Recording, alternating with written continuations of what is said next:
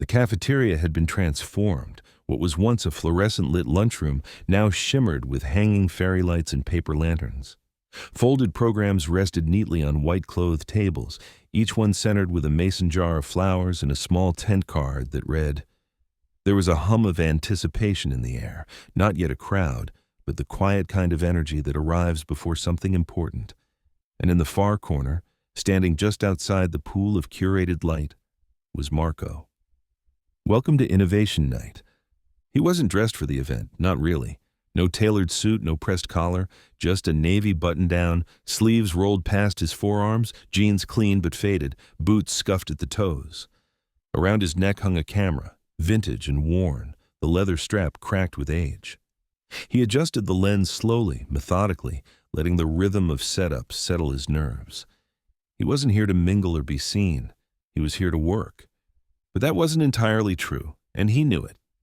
Across the room, coming through the side hallway with a bounce in her step and curls barely tamed by a headband, came Emma, 12, bright-eyed and beaming. She wore a simple lavender dress, not fussy, but chosen with care. She held a manila folder to her chest like it held national secrets, her project, no doubt, the one she'd stayed up working on every night for the past 2 weeks.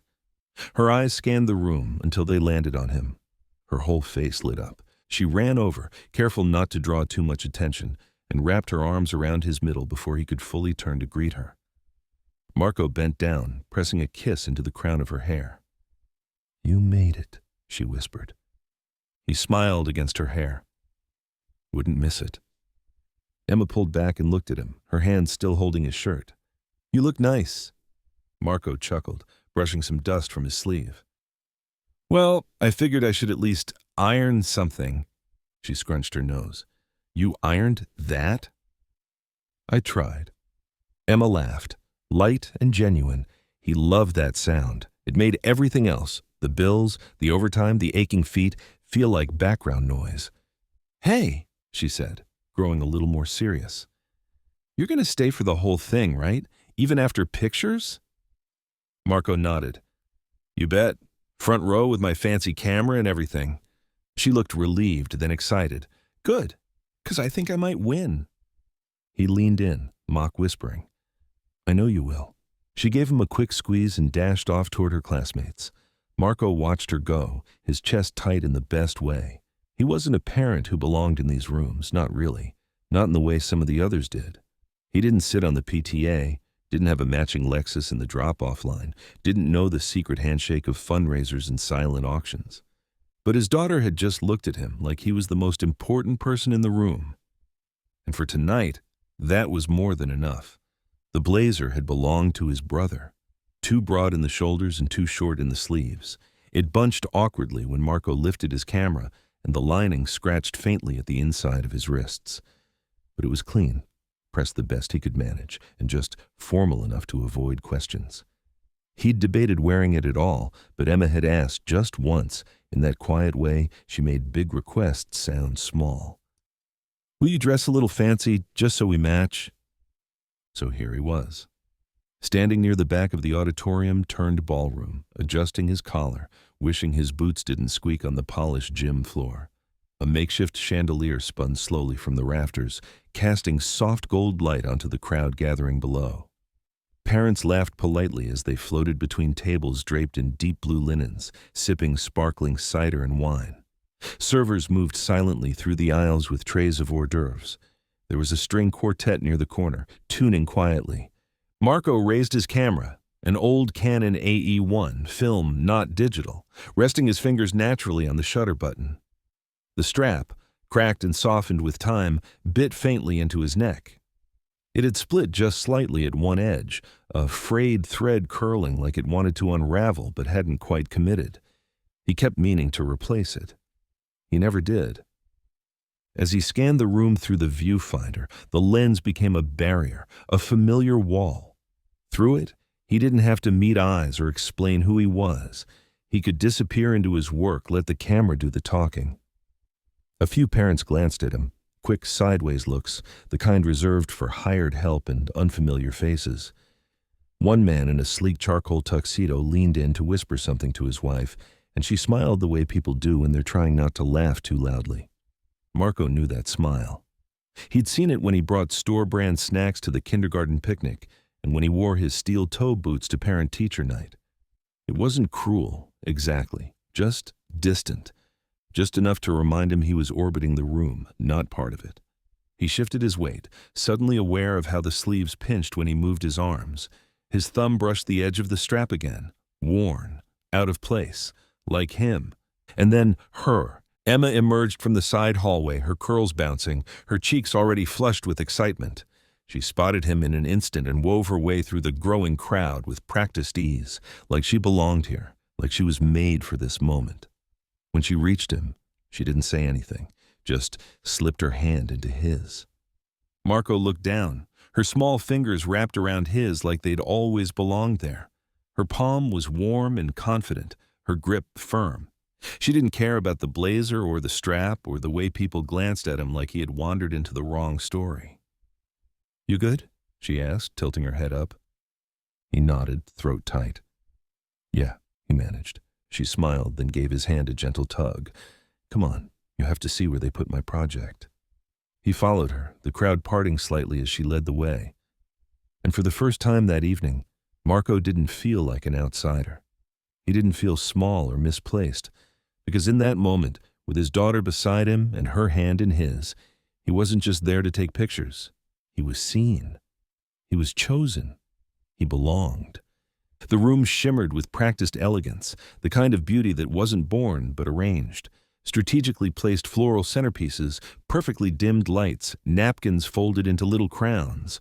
The kind of setting that made everyone a little more careful with their laughter and a little more aware of how they looked in photographs. And Marco, tucked near the edge of the room behind his lens, noticed it all. Not in the way others did, but in the small, quiet moments that lived between poses. He wasn't the official photographer. No one had hired him. But when Emma had told him the school didn't have the budget for one this year, he had volunteered. Casually, like it didn't matter. "I've got the gear. I'll shoot a few pics," he'd said. Truth was, he had already charged his camera the moment she brought it up.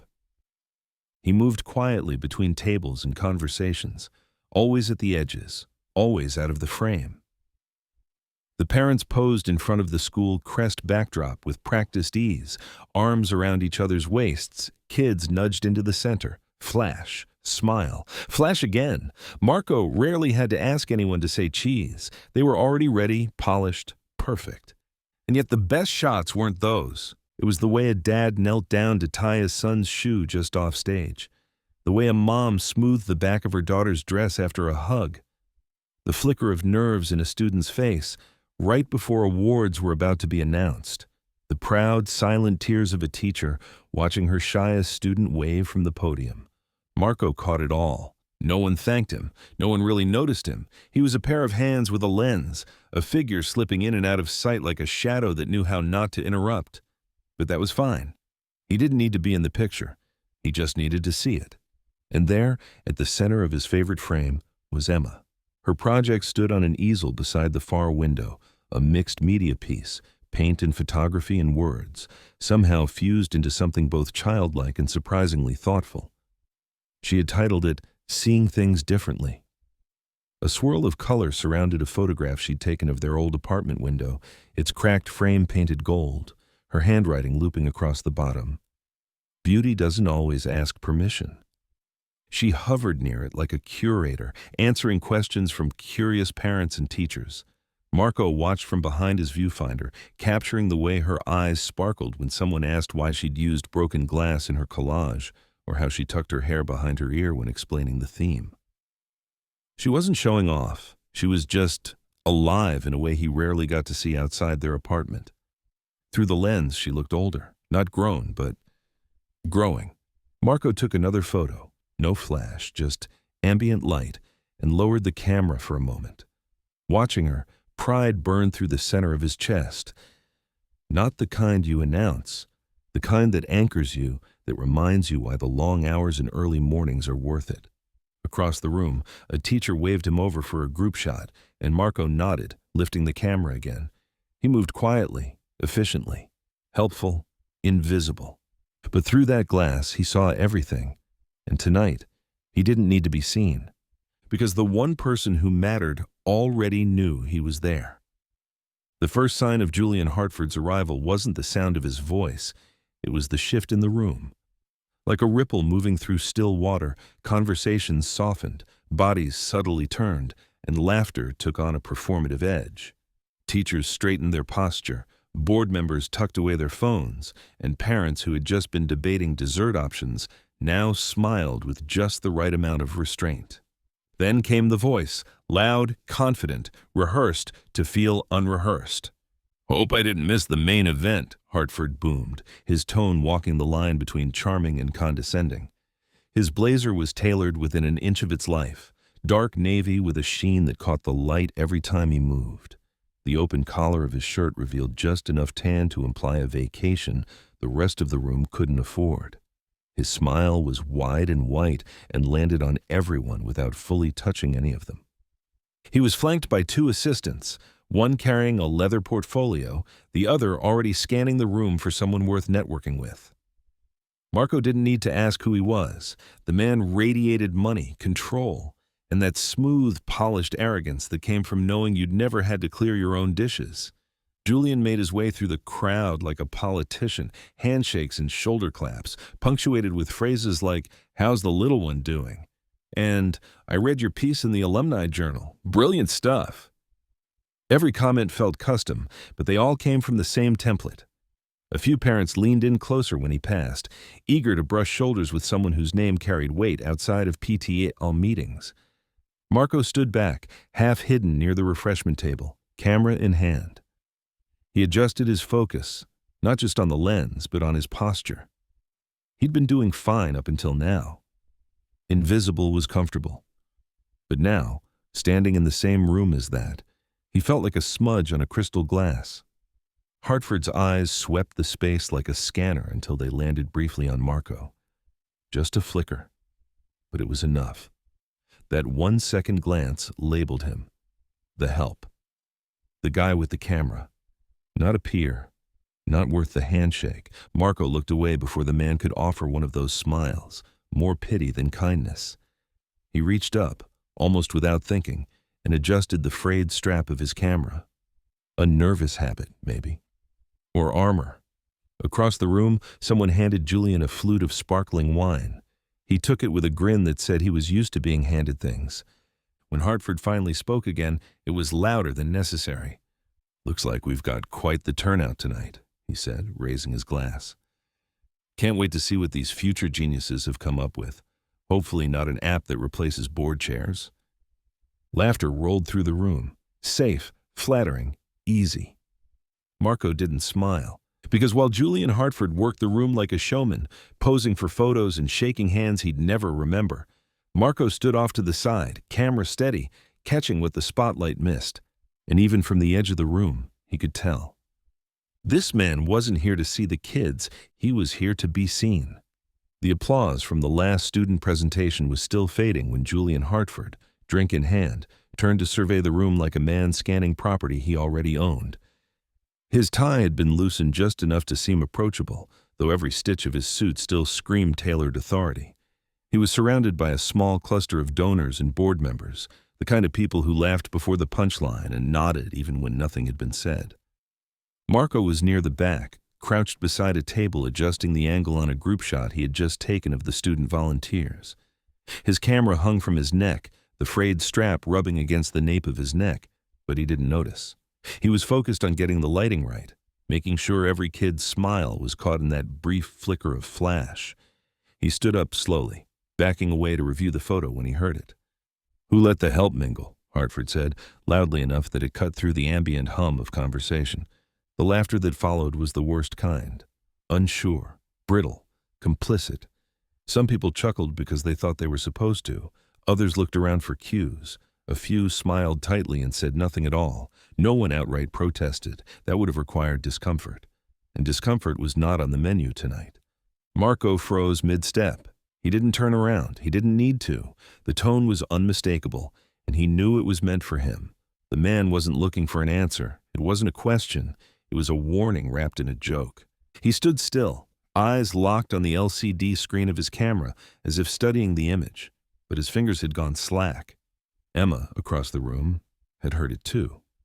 She was standing by her project board, in conversation with a teacher and a curious parent, but the moment Hartford's voice rang out, her smile faltered. Her head turned sharply in the direction of the sound. She caught sight of her father, still standing, still quiet, his shoulders rigid.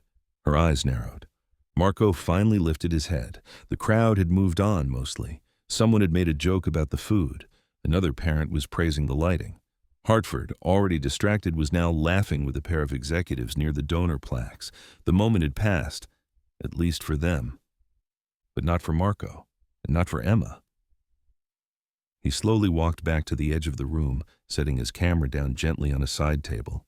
His heart thudded, not with anger exactly, but with that old, familiar weight of being reminded you're not welcome somewhere. Not really. You can stand at the edge. You can help. You can smile.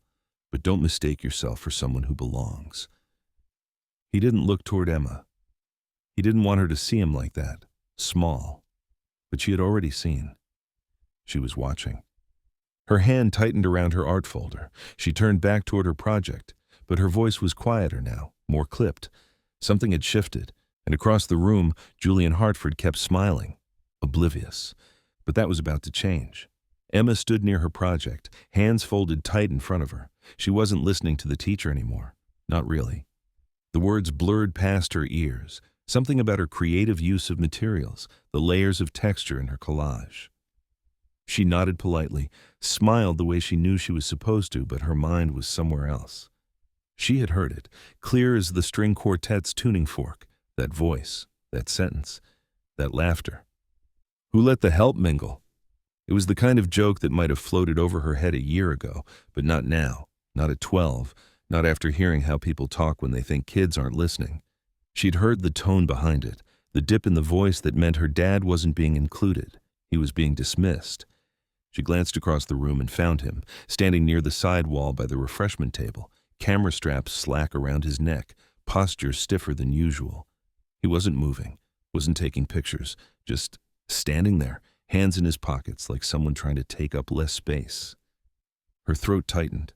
When he finally walked toward her, she saw it in his face, the mask, that tired, practiced calm he wore when something stung but he didn't want her to know. She watched him kneel beside her, his blazer bunching at the shoulders like it always did, one knee pressing into the linoleum floor. He smiled up at her, soft and tired, and reached up to brush a faint smudge of charcoal from her cheek with his thumb. "Hey," he said gently. "Your piece looks amazing." She didn't answer. Her lip quivered just slightly, the question rising before she could filter it. "Why did he say that?" she asked. "About you?" Marco hesitated. His hand dropped to his knee. He looked up at her, the one person in the room who saw him without needing a lens. She was too young for this kind of moment, too young to have to shrink her pride because someone with money couldn't see past his own reflection. He gave her a small, lopsided smile, the kind that tried to be reassuring, even when it wasn't. "Some people," he said quietly, "don't see clearly." Emma stared at him. "But you didn't do anything wrong." "I know." He said it like you weren't supposed to be here. Marco sighed, the weight of that truth familiar in his lungs. "I've spent a lot of time in rooms like this," he said. "Rooms where people think they know what someone's worth just by the coat they're wearing or what they do for a living." He paused, his voice lower now. "It's not about you or me. It's about what they're missing when they look." Emma blinked fast, pushing something back. She wanted to be strong. He always taught her that. But her heart thudded in her chest, louder than the music, louder than the noise of people talking about wine pairings and donor tears. He looked her in the eye. "You see me. That's what matters." She nodded slowly. Then, quietly, with a spark behind her voice, she said, "Well, maybe it's time someone else did too." Marco didn't reply, just reached for her hand and held it. And when they stood up together, it felt different, like something in the room had shifted. But not them. They were steady. The auditorium lights dimmed just slightly, enough to signal a shift, Conversations tapered. Chairs squeaked as parents turned toward the stage. At the podium, Julian Hartford adjusted his lapel, cleared his throat, and flashed the kind of smile that belonged on a billboard. "Ladies and gentlemen," he began, his voice effortlessly filling the room, "tonight's been a celebration of creativity, hard work, and the kind of bright young minds that remind us the future is in very good hands." He waited a beat, let the soft applause roll in, then continued. "As chair of the board and a proud parent myself, I have the honor of announcing the recipient of this year's Student Innovation Award." Marco stood at the edge of the crowd, camera lowered, no longer trying to blend into the walls. He hadn't touched his lens since the moment Hartford made that comment, the one that still rang in his ears like a high note left unresolved. He should be capturing this moment, he knew. It was important. But something in him had paused, waiting. Emma sat 2 rows from the front, hands folded tight in her lap. Her project board stood tall near the back wall, seeing things differently, a swirl of color and broken glass and light. She had been so proud of it just an hour ago. Now, she barely glanced at it. "And this year," Hartford went on, "we're proud to recognize a student whose work demonstrates not only technical skill and vision, but heart." A murmur swept the crowd. Teachers exchanged small, knowing smiles. This student reminded us that art and innovation aren't separate pursuits. They're different languages saying the same truth. Hartford's smile sharpened. "Please join me in congratulating Emma Reyes." For a moment, the room didn't move. Then the applause began, scattered at first, then full and strong. Cameras flashed. A few people stood. Emma didn't. She sat perfectly still, her breath caught halfway in her throat. Marco's heart kicked in his chest. He took one step forward instinctively, but stopped himself. Emma turned in her chair and met his eyes. Her face was frozen, not with fear exactly, but with confusion. Like she didn't know whether she was allowed to stand, like winning had been rewired into something heavy instead of joyful. Marco nodded, just once, a soft, steady gesture. "You deserve this," his eyes told her. She stood, her chair scraping lightly against the floor. The applause swelled. Hartford motioned her forward with a practiced flourish. Emma walked up to the stage slowly, her dress catching the light, curls bouncing with each step. But her eyes never left her father, even when she climbed the steps, even when Hartford handed her the framed certificate with a smile a shade too wide. He leaned in, microphone just slightly live, and said with a chuckle, "Must be all that creative energy you get from home. I hear your dad's quite the artist, with a mop." A few polite laughs. Emma didn't smile. She took the award in her hands, turned to the crowd, and for a second just stood there, looking, not at the donors, not at the stage lights, at Marco, waiting. And then she stepped toward the microphone. Emma's fingers tightened around the edges of the award plaque as she stepped up to the microphone.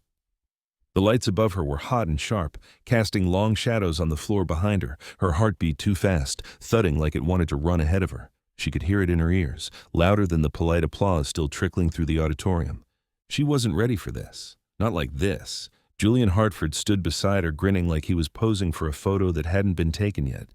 He leaned toward the mic, stealing the moment the way people like him always seemed to, with charm that came wrapped in barbed wire. "Now, this," he said, gesturing toward Emma, "is what I call real innovation. Vision, courage, originality." He paused, letting the room catch its breath. And all that despite her dad's humble little camera gig in the back. There it was. The room reacted with a soft ripple of laughter. A few chuckled outright. Others gave those tight, embarrassed smiles, the kind that said, "I don't agree with him, but also I won't say anything about it." Emma didn't laugh. She didn't even blink. She looked straight ahead, her body frozen except for the tiny twitch of her hand where it gripped the frame. Her stomach twisted. She glanced down at the microphone, then at Hartford, who had already turned slightly toward the crowd as if preparing for his next clever remark. She turned to face him fully. Her voice came before she even realized she'd spoken. "That's not funny." The room didn't laugh this time. Hartford blinked. "Sorry?" Emma's voice was stronger now, clearer. "You don't get to make fun of my dad, not just because I'm standing up here, but because he's better than anyone who laughs at people like him." A hush spread through the room like a dropped glass. Hartford opened his mouth, then closed it again. Emma turned toward the audience, the plaque still in her hand, her other hand shaking but steady on the mic. "My dad's not just a photographer," she said. "He's an artist and a teacher. And the reason I ever believed my voice mattered. He doesn't wear suits or run a company, but he's the kind of person who actually listens when people talk, who helps others without needing credit, who shows up every time, even when the world makes it hard." Her voice cracked just slightly, but she kept going. "If you think what someone does for work makes them less worthy of respect, you're not really celebrating innovation. You're celebrating status." Silence.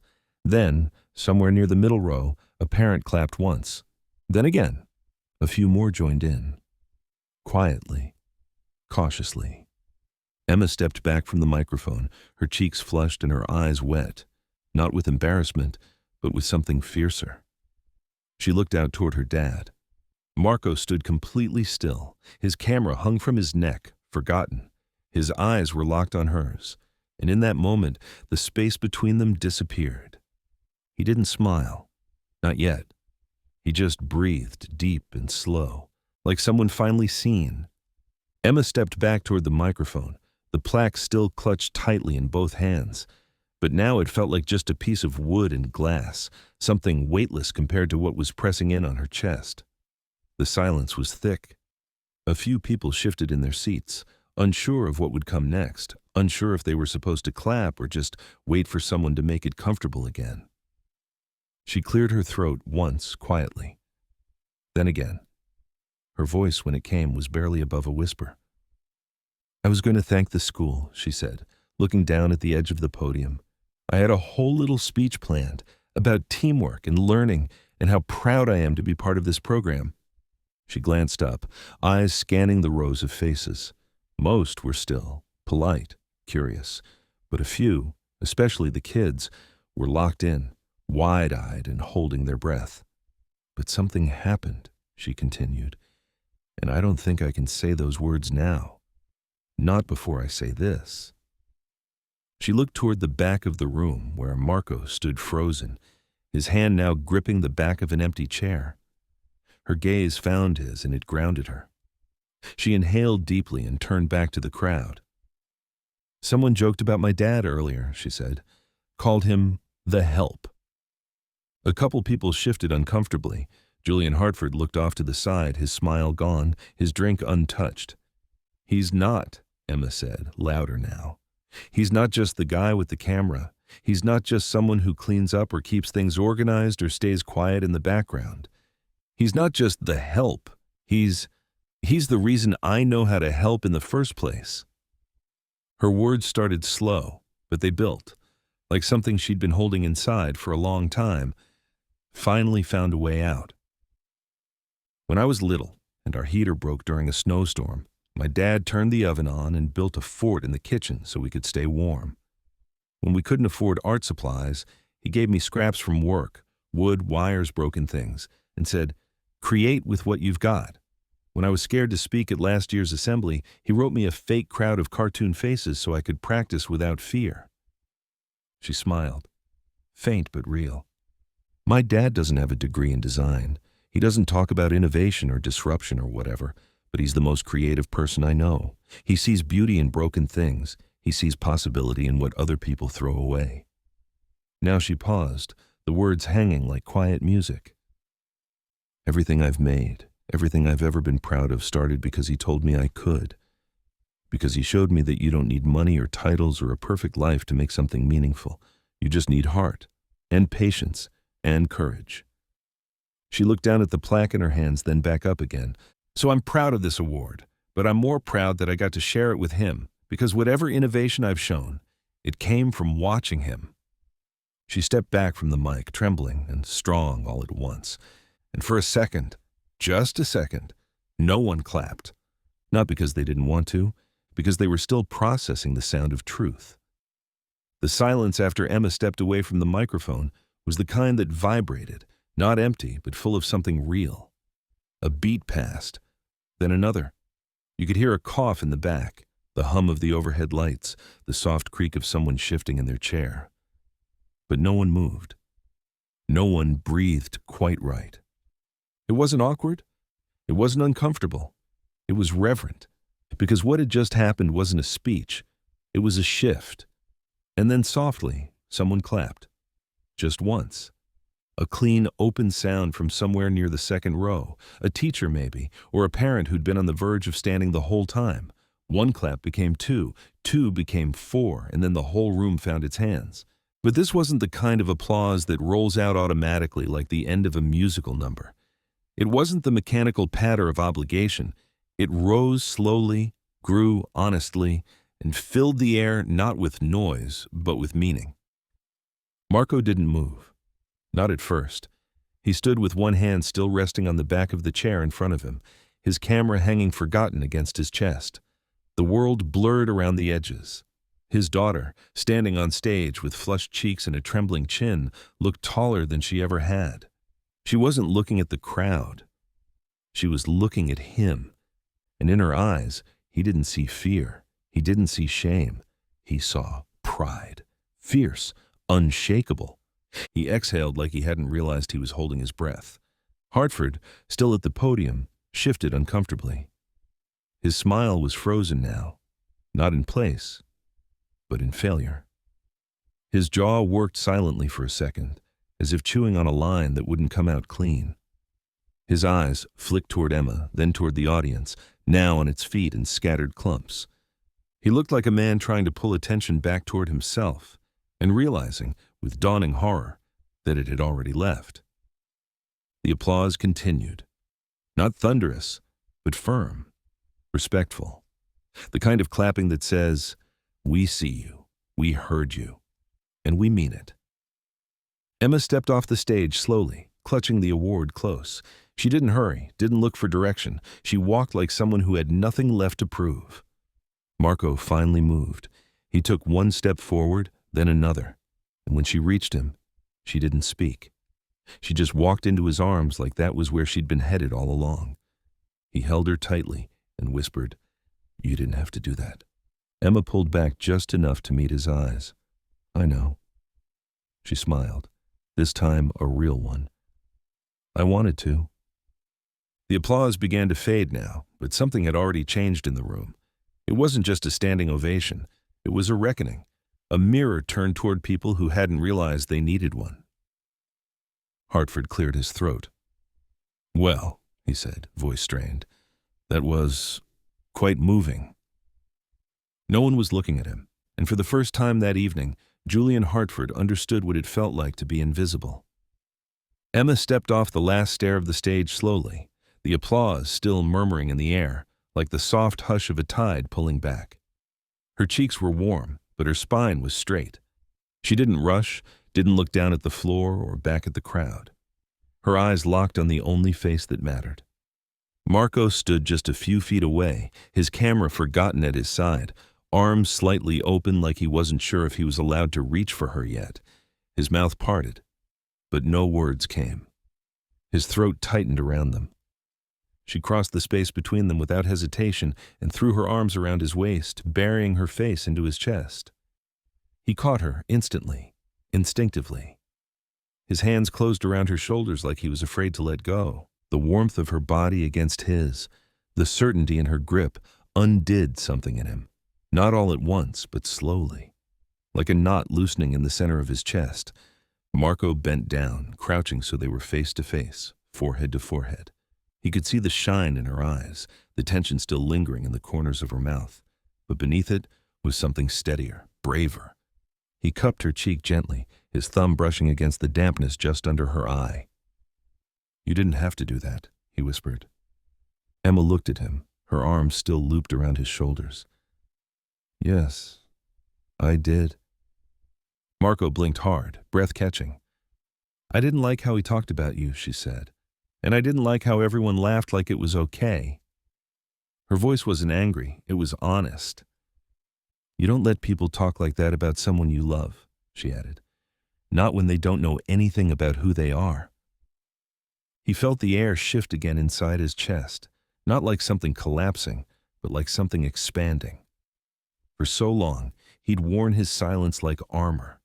He'd taught himself not to flinch, not to speak up, not to demand space in rooms where he wasn't meant to shine. But she had. She'd taken the mic and cracked it open with a truth that still echoed through the floor. She had stood in a place he had spent years avoiding and planted her feet like it was where she belonged. Marco smiled, soft and broken at the edges. "You were incredible," he murmured. Emma beamed, shy and proud at once. "You make it easy," she said. Behind them, the evening resumed. Hartford muttered something into the microphone, trying to steer the event back on course. The program continued, but the center of the room had shifted, and everyone knew it. As the next award winner made their way to the stage, Marco and Emma sat together near the back, still close, her hand resting in his. The plaque sat between them on the seat, but neither of them looked at it, because the real award had already happened, and it was still holding him. The string lights that once glowed with elegant formality now hung looser, warmer, their soft amber hue giving the room a lived-in feeling. The final award had been handed out, dessert plates collected, centerpieces thinned by parents plucking flowers to take home. The buzz of the crowd was different now, less curated, more human. And in the middle of it, Marco stood still, his camera hanging like it always did, but for once, not as a shield. He wasn't sure when it started. Maybe it was the older woman in the burgundy shawl who first approached, eyes damp, voice quiet. "Your daughter, what she said tonight? That's going to stay with me," she said. "I think we all needed to hear it." Marco nodded, stunned. "Thank you." Then came another. A man in a tailored blazer, the kind Marco used to assume came with a different kind of life, one where bills were paid early and kids went to summer programs instead of the community pool. "She's got backbone," the man said, clapping Marco lightly on the shoulder. "Reminds me of my sister when she was that age, fierce, but kind." A few minutes later, as Marco was reaching for a bottle of water near the back, a woman with a toddler on her hip approached. She hesitated for a second, then said, "This might be weird to ask, but do you ever do family portraits? I've been looking for someone who can actually capture something real, not just the Christmas card stuff, something like what you see through that camera." Marco blinked. Yeah, I haven't in a while, but I could." She smiled. "Good. Here, email me. I want you to meet my family." Before he could write it down, another parent stepped in. This one asked if he taught photography.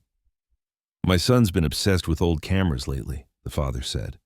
"Keeps talking about wanting to shoot on film like the pros. You'd be perfect." Marco almost laughed. "I don't really teach," he said, scratching the back of his neck. "I just shoot." "Exactly," the man replied. "That's what makes you the kind of person I'd trust him to learn from." More conversations followed, small ones, genuine. A teacher he'd never spoken to told him how Emma's words reminded her why she got into education in the first place. A volunteer from the school library said she wanted to add a section in the yearbook about what happened tonight. The moment we remembered who we're raising our kids to be. No one asked to see the photos. No one called him the help. They called him Emma's dad. They called him Mr. Reyes. They looked him in the eye. And it struck Marco, somewhere in the quiet center of all of it, that this room had never been out of reach. He had never needed to change to belong. They just needed to finally see him. And tonight, thanks to his daughter's courage, they did. Not through a lens, not in passing, but clearly. The crowd had thinned, leaving behind half-filled glasses, deflated balloons, and scattered compliments that still floated in the air like the scent of the catered food. The string quartet had packed up, chairs stacked along the walls. The night was winding down not with fanfare, but with softness, the kind of quiet that follows a meaningful conversation, not a performance. Marco stood near the far wall, sipping water from a paper cup, his camera finally resting in its case beside him. He hadn't taken another photo since Emma's speech. There hadn't been a need. What she'd done couldn't be captured in a frame. It lived in the way people now spoke slower, stood longer, looked deeper. That's when he noticed Julian Hartford moving toward the exit. No entourage, no wine glass, no parting quip, just a tight jaw and fast steps, his polished shoes clicking against the tile like a clock winding down. His blazer was still immaculate, but the looseness in his shoulders had stiffened into something sour. He was no longer holding court. He was retreating. As he passed by Marco, he didn't stop, barely even slowed, but he leaned in just enough to speak, low and sharp, like a blade meant to nick, not kill. "Cute little speech," he muttered, eyes fixed straight ahead. Marco turned slightly, watching him go, and then, calmly, without bite or bravado, he replied, "Turns out, words matter when you actually mean them." Hartford hesitated for just a split second, his shoulder twitching with something unspoken. Annoyance? Embarrassment? Maybe even recognition, but he didn't look back. He just kept walking, pushing through the exit with the kind of energy that only lives in people who are used to being applauded for nothing and don't know what to do when silence wins. Marco didn't watch him leave. He looked down instead, at the smudge on his boot he hadn't bothered to clean, at the scuffed edge of the camera case that had once embarrassed him. Funny, the things he thought mattered. Around him, the room softened even further. A janitor, someone else's dad probably, was sweeping near the refreshment table. A teacher laughed gently with a group of students by the back doors. Somewhere, faintly, Emma's voice rang out as she explained the meaning behind the golden window in her collage. Marco just stood still, letting it all settle. He didn't need to chase anything anymore. Not validation, not approval, not permission to belong. Hartford's words barely lingered. They were hollow, empty calories. But Emma's? Her voice was still in the air, braided into the night, echoing with something sacred. And that, Marco knew, would outlast any exit, even the loud, silent kind. The night air was cool and quiet, the kind that carried everything more gently. Streetlights passed overhead in slow, steady intervals as Marco's car rolled down the winding road away from the school. Inside, the hum of the engine filled the space between them, soft and low, like background music no one wanted to change. Emma sat in the passenger seat, still in her lavender dress, her shoes kicked off and tucked beneath her knees. Her award plaque rested in her lap, but her hands weren't touching it. She was staring out the window, watching shadows blur into trees, houses, and empty sidewalks.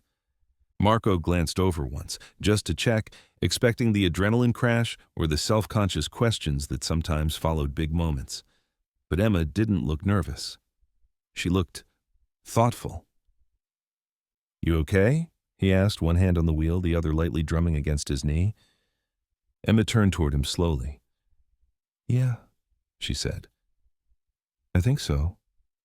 The quiet stretched again. Not awkward, just full. After a minute, she spoke. "Did you ever want to be more than a photographer?" Marco didn't answer right away. He let the question settle in the car like fog rolling in. It wasn't a test. It wasn't even curiosity. It was something else, something deeper, like she was trying to understand him not just as her dad, but as a person with dreams she'd only started to glimpse. He smiled softly, eyes still on the road ahead. "I already am," he said. Emma blinked, brow furrowed. "You are?" He nodded once. "I'm a dad. I'm someone you look for when you're scared, someone who shows up when it matters, someone who gets to see you become exactly who you're meant to be. That's more than I ever thought I'd get to be." Emma stared at him, her lips pressed together. Then her eyes dropped to the plaque in her lap, and she gently ran a thumb across the edge of the frame. "I know," she said quietly. And that was it. He didn't need to explain. She didn't need to ask more. The air between them felt full of something unspoken but deeply understood. Marco reached over and gently tapped the back of her hand with his fingers. "You were brave tonight," he said. "I mean that." Emma shrugged a little. "I just didn't like how he talked about you." "I know," Marco said.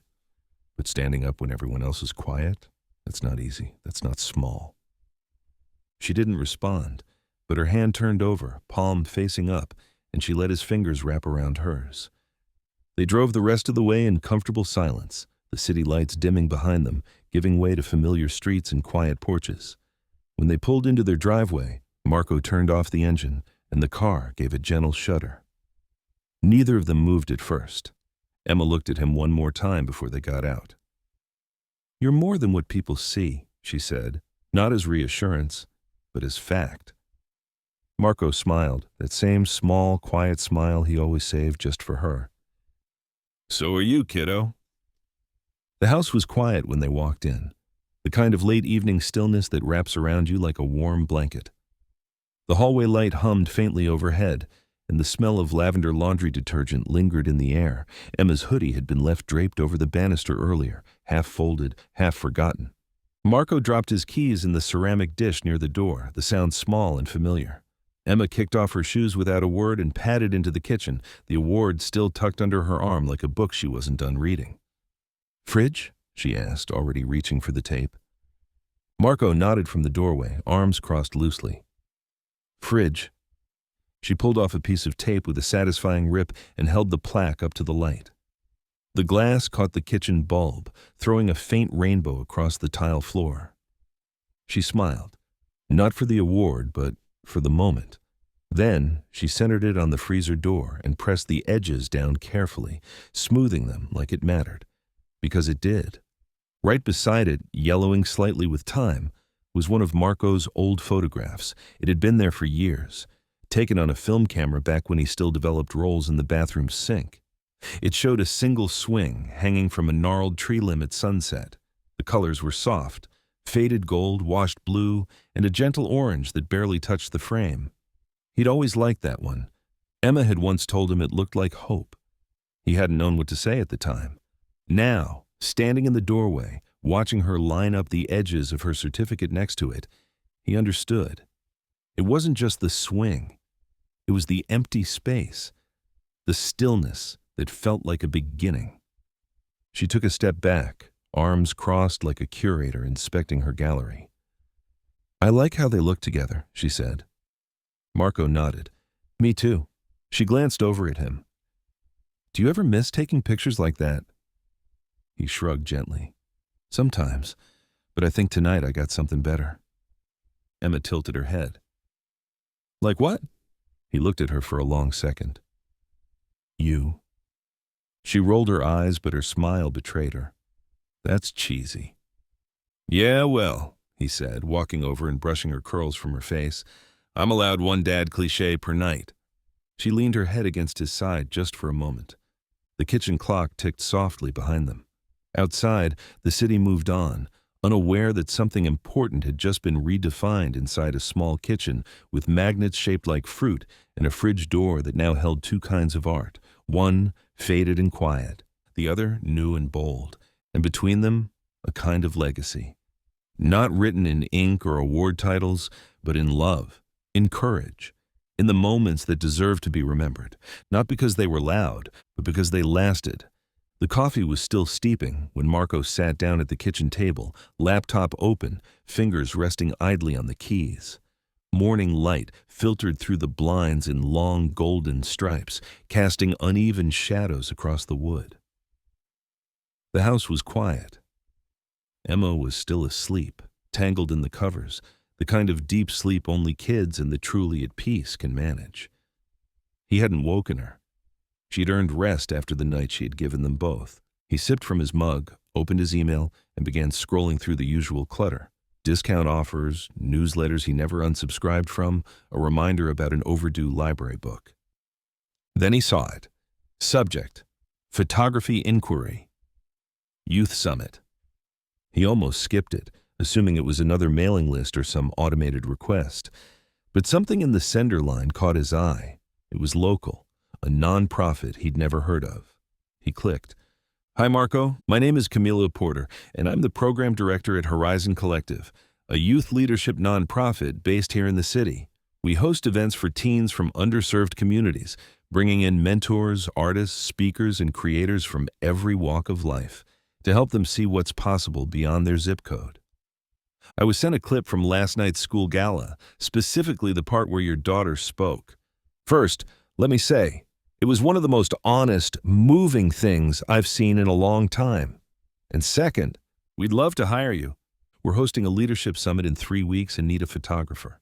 Not for staged headshots or carefully curated moments. We're looking for someone who sees people, someone who knows how to capture what's real, not just what's polished. We saw it in your daughter's words, And we suspect it's in your photos, too. Please let me know if you're interested. We'd be honored to have you." Marco reread it twice, then a third time. He leaned back in his chair and stared at the ceiling, letting the weight of it land. It wasn't about the money, though God knew they could use some extra right now. It was about the way it was worded. They didn't want slick. They didn't want perfection. They wanted what he had always tried to do, quietly, without fanfare. They wanted him. He looked over at the fridge where the plaque still hung beside the photograph Emma loved. It had stayed in place through the night, taped up with care. He hadn't moved it, couldn't bring himself to. A floorboard creaked in the hallway, and he heard the familiar shuffle of Emma's feet heading toward the kitchen. He clicked reply before she came in, fingers moving without hesitation. "Hi, Camille. Thank you for your kind words and for seeing something in both of us. I'd love to be part of the summit. Count me in. Marco Reyes." He hit send and closed the laptop just as Emma entered, hair wild from sleep, her voice groggy. "Morning," she said, reaching for the cereal. "Morning," he replied. She yawned. "Anything exciting?" He smiled, eyes soft. Yeah. The late afternoon sun spilled through the community center's tall windows in soft ribbons, catching dust in the air and painting the wooden floor with streaks of gold. The room hummed with quiet energy, teenagers gathering in clusters, nervously smoothing shirts, adjusting name tags, some practicing the beginnings of what might become friendships. The Youth Leadership Summit had just begun, but already the space felt like it was holding something sacred, possibility. Marco stood near the back wall, camera in hand, fingers brushing the shutter button. His gear was the same camera body, same battered strap, even the same scuffed lens hood that had survived more years than he could count. But something felt different. Inside him, something had shifted. He wasn't here to capture perfect smiles. He wasn't here to disappear behind the lens like he had for so long. Not this time. He raised the camera slowly, letting the scene fill the viewfinder. A boy in a wrinkled polo nervously practiced a presentation at the corner of the room, hands moving too fast, voice too quiet. Marco waited, watching, not for the moment he finished, but for the second. His shoulders dropped just slightly, and he allowed himself to breathe. Click. Across the room, two girls leaned in over a shared notebook, one gesturing wildly while the other nodded and laughed so hard she nearly fell out of her chair. Click. Marco framed each shot not for composition, but for truth. He wasn't just looking at faces, he was listening for stories, watching for the small flashes of courage, the barely noticed confidence blooming beneath the surface. And through it all, Emma's voice echoed in his mind. "You're more than what people see." Those words had stayed with him, not because they were flattering, but because they were freeing. For years, Marco had used photography as a way to hide, a way to be present without being visible. He told himself he was just doing his job, just documenting moments for other people to remember. But now, he understood. His job wasn't to disappear. It was to reveal. Every photo he took that day was through a new frame, one Emma had given him, one not shaped by insecurity or the need to stay small, but by pride. Not the loud, self-important kind, the quiet kind, the kind that whispered, "This matters, keep going." A young girl with tight braids and chipped nail polish stood by the bulletin board, her hand hovering over a sign-up sheet. She looked around, hesitant. Marco didn't raise his camera yet. He waited, watched, and when she finally picked up the pen, lips pressed in determination, shoulders squared just a little. Click. Later, as the sun dipped lower and the room filled with the golden hush of early evening, Marco flipped through the images on his camera's screen. They weren't perfect. A few were off-center, some blurred at the edges. But they felt alive, honest, whole. He smiled to himself, adjusted the focus, and took another shot. Not to remember what happened, but to show what mattered. Long after the applause faded, after the lights dimmed and the chairs were stacked and the name tags peeled off shirts and tossed into trash bins, people still talked about the moment the room shifted. They remembered the award, sure, the certificate with its embossed seal and shiny frame. But what stayed with them, what found its way into whispered conversations and quiet retellings, was the girl who stepped up to a microphone and said what no one else would. Emma Reyes, 12 years old, hair pulled back with a fabric headband, shoes too tight by the end of the night, and a voice that changed everything. She didn't yell, she didn't stomp, she didn't raise her voice to demand respect. She claimed it, not for herself, but for her father, the man who had shown her what quiet dignity looks like, the man who stood on the edges of rooms his whole life and never asked for anything but a little space to do his work. She saw what others missed, that silence isn't weakness, and kindness isn't a lack of strength. And when someone tried to laugh at that, to shrink it down into something forgettable, Emma didn't stay still. She spoke. It would have been easy not to. To smile through the joke, to let the evening continue the way it was supposed to. To nod, take the certificate, and pretend the moment hadn't scraped something raw and unfair. But she didn't. Because some part of her knew, maybe from all those nights spent watching her dad fix things that weren't his to fix, or from the way he listened when she talked like her thoughts had weight, that words matter. And when someone uses them to tear down, the only thing that stops them is someone else using them to build back up. She was that someone. Emma didn't plan to be brave. She didn't rehearse those words or run them by a teacher.